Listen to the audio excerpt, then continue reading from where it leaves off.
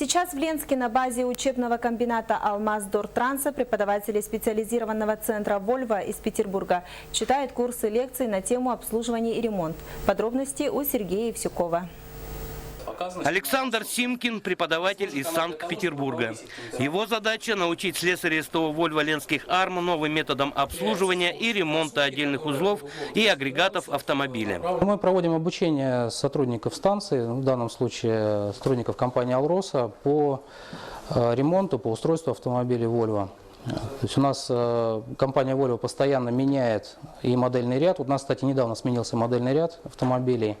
Меняется модельный ряд агрегатов, узлов. Соответственно, постоянное обучение необходимо. Новые знания нужны. Без них невозможно выполнение производственных задач.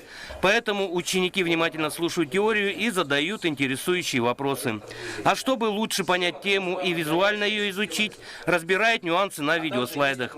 Понравилось учиться и ленским специалистам. Только одно занятие и уже сколько новой информации. Занятия данные очень полезны, потому что машины с каждым годом обновляются, меняются. И все новое, Евро-5, Евро-4.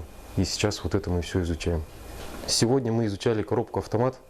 Такого у нас устройства конкретно не было. И вот с сегодняшнего дня мы уже знаем, что она из себя представляет. Такая данная коробка. Их 5 разновидностей, как оказалось. А насколько они помогут, будут судить уже сами водители, получая на станции технического обслуживания исправную технику.